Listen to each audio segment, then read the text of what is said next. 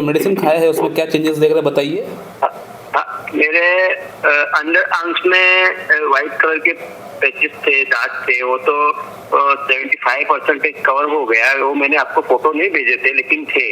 अच्छा, एक बार फोटो भेज दीजिएगा जो आपका जो जब प्रॉब्लम शुरू हुआ था उस समय का पिक्चर और जब ट्रीटमेंट होने के बाद कैसा दिख रहा है। एक बार एक पिक्चर भेज दीजिएगा मुझे, मैं थोड़ा देख लूँगा कितना इम्प्रूवमेंट हुआ है। ठीक है, हाँ, आप बोल रहे हैं 75% इम्प्रूवमेंट हुआ है, लेकिन कितना इम्प्रूवमेंट हुआ थोड़ा देखना पड़ेगा। ठीक है, अभी दवाई तो आप सेम ही भेजोगे ना? नहीं, मैं चेंज करूंगा, चेंज भी कर सकता हूँ, सेंड कर सकता हूँ, या फिर चेंज भी हो सकता है, या पोटेंसी बढ़ सकता है, कुछ ना कुछ होगा वो।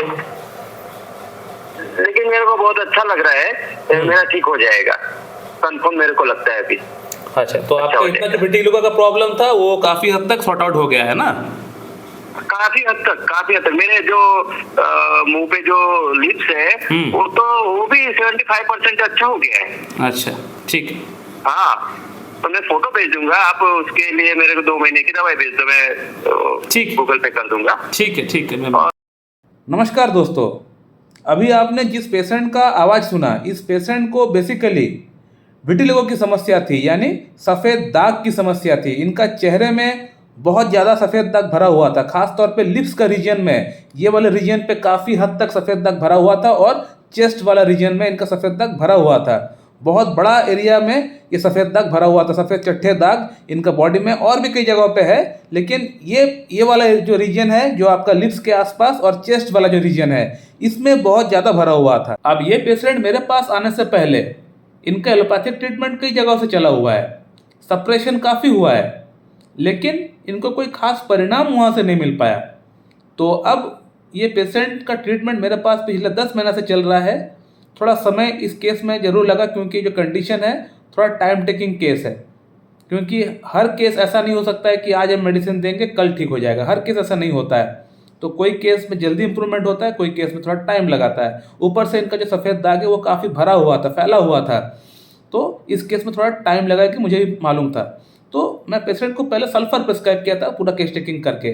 तो सल्फ़र से हुआ ये कि इनको थोड़ा इंप्रूवमेंट हुआ था, लेकिन वो इंप्रूवमेंट आगे जाके कैरी फॉरवर्ड नहीं हो पाया, वो इम्प्रूवमेंट आगे एक जगह पे जाके स्टॉप हो गया।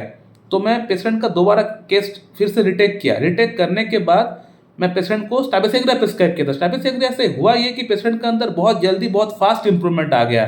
तो अब आप पेशेंट का आवाज़ खुद आपने सुना कि पेशेंट ने खुद कहा कि 75% तक 80% तक उनको इम्प्रूवमेंट आ चुका है।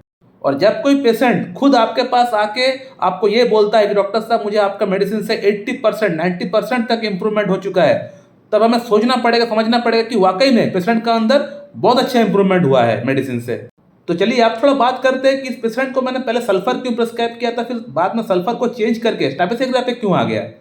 तो सल्फर मैंने इसलिए प्रिस्क्राइब किया था क्योंकि जो पेशेंट है वो हॉट पेशेंट है, इनको गर्मी बर्दाश्त नहीं होता है, प्लस हर रोज़ नहाते नहीं हैं, इसके अलावा बॉडी से थोड़ा दुर्गंध आता है, और जो कंडीशन है, जो डिजीज़ है, इट्स अ सोरिक मैनिफेस्टेशन, और sulphur is the king of psora. और इसके अलावा जो इनका अंदर एलोपैथिक ट्रीटमेंट हुआ है मतलब there is history of suppression of skin disease, ointment वगैरह लगाया गया था, तो वहाँ पे सप्रेशन जरूर हुआ होगा कुछ ना कुछ, और सप्रेशन हुआ भी है, क्योंकि जैसे ही मैंने पेशेंट को सल्फर प्रिस्क्राइब किया, तो सल्फर प्रिस्क्राइब करने के बाद पेशेंट का प्रॉब्लम इनिशियली स्टार्टिंग में थोड़ा बढ़ गया। तो बढ़ गया मतलब क्या, यहाँ पे सप्रेशन कुछ हुआ था, कुछ दबा हुआ था, वो बाहर निकल रहा है। तो इनिशियली स्टार्टिंग में सल्फर से थोड़ा बढ़ गया, उसके बाद फिर आहिस्ता आहिस्ता कमना स्टार्ट हो गया। तो बहुत पेशेंट ऐसे भी होते हैं, वो समझते नहीं है, डॉक्टर साहब आपका मेडिसिन से मेरा प्रॉब्लम बढ़ गया है, क्या मेडिसिन दे रहे हो आप।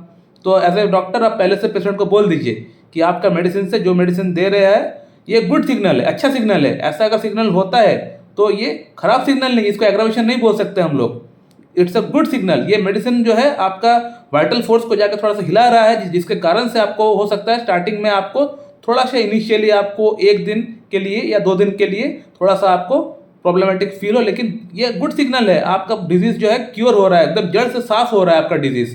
इसलिए आपको थोड़ा सा स्टार्टिंग में आपको एग्रावेशन आपको फील हो सकता है। तो सल्फर से इनिशियली बहुत अच्छा इंप्रूवमेंट पेशेंट को मिला था, लेकिन सल्फर से जो आगे का इंप्रूवमेंट है वो नहीं हो पा रहा था, वो इंप्रूवमेंट एक जगह पे आके रुक चुका था।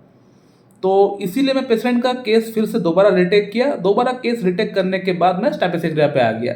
स्टैबिसेग्रिया पे आने का पीछे का जो कारण है वो है, एक ही कारण है, there is a great history of mortification. Patient का लाइफ में एक बहुत बड़ा ट्रेजेडी हो चुका है, यानी इनका लाइफ में एक बहुत बड़ा फाइनेंशियल लॉस इनको उठाना पड़ा है।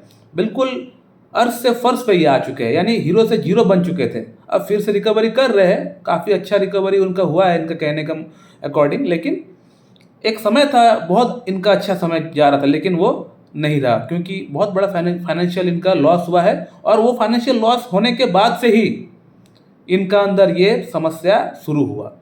तो आजकल के जो मॉडर्न एलोपैथिक फिजिशियंस है, वो लोग इस बात को समझते नहीं है कि हमारा जो शरीर है, इस शरीर को चलाने वाला हमारा मन है। हमारा मन के कारण से ही हमारा शरीर चल पाता है। मेरा मन हुआ कि मैं ये वीडियो बनाऊं, मेरा मन पहले मुझे बताया, सिग्नल दिया, तो ही जाकर मैं वीडियो बना रहा हूं। तो शरीर को चलाने वाला मेरा मन है। मन से बहुत सारा रोग का उत्पत्ति हो सकता है। ये एलोपैथिक डॉक्टर्स, फिजिशियंस आजकल के समझते नहीं है, जानते नहीं है, उनको ये पढ़ाया नहीं गया। लेकिन हम होम्योपैथ इस बात को अच्छी तरह से जानते हैं कि मन से शरीर का अंदर बहुत सारे रोग उत्पन्न हो सकता है, बहुत सारे सिस्टमेटिक प्रॉब्लम उत्पन्न हो सकता है, क्योंकि मन और शरीर दोनों एक दूसरे का पूरक है। मन खराब होगा तो शरीर भी खराब होगा, शरीर खराब होगा तो मन भी खराब होगा। और इसको बोला जाता है साइकोसोमैटिक डिसऑर्डर। साइकोसोमैटिक, साइको मतलब मन, माइंड, और सोमैटिक मतलब बॉडी या बॉडीली, यानी मन के कारण से अगर कोई शरीर में रोग होता है तो उसको हम लोग बोलते हैं साइकोसोमैटिक। हमारे डॉक्टर सैमुअल हैनेमन आज से 200 ईयर्स पहले 218 एफोरिज्म में इन्होंने साफ साफ एक बात लिखा हुआ है। उन्होंने कह गए हैं, the collection of symptoms belongs in the first place the accurate description of all the phenomena of the previous so called corporeal disease are due to mind and disposition. ये आज से 200 ईयर्स पहले हमारे डॉक्टर सैमुअल हैनेमन ये बात बोल दिए थे। लेकिन हमारे बीच जो एलोपैथिक फिजिशियंस है, वो लोग इस बात को कभी भी एक्सेप्ट नहीं करेंगे। वो लोग को इस बात पढ़ाया भी नहीं जाता, वो लोग जानते भी नहीं हैं इस बात को। और वो लोग कभी भी ये तक नहीं कहते हैं कि ये डिजीज़ हमसे सही नहीं हो पाएगा, आप किसी एक अच्छी क्लासिकल होम्योपैथ के पास जाके ट्रीटमेंट करा लो, ये बात भी नहीं कहते। लेकिन हम लोग कहते हैं, हमारे पास अगर कोई पेशेंट अगर कोई सीवियर एक्यूट प्रॉब्लम लेके आता है, हम अगर ट्रीटमेंट करते हैं, अगर हमसे नहीं हो पाता, हम लोग तुरंत बोलते हैं कि जाओ भाई एलोपैथी के पास चले जाओ, एलोपैथी में ट्रीटमेंट करा लो, उसके बाद थोड़ा सा आप स्टेबल हो जाओ, फिर मेरे पास आना। हम लोग बोलते हैं, कोई शर्म नहीं है, सब पैथी एक बराबर है।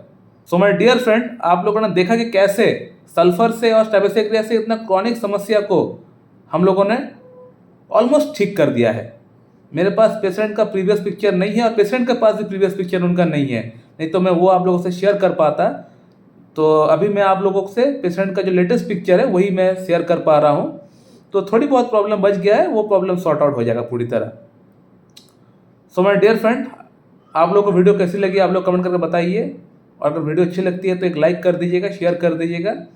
और अगर कोई सवाल है तो कमेंट बॉक्स में कमेंट करके पूछिए, आपको वहाँ पर रिप्लाई मिल जाएगा। So thank you very much and have a good day.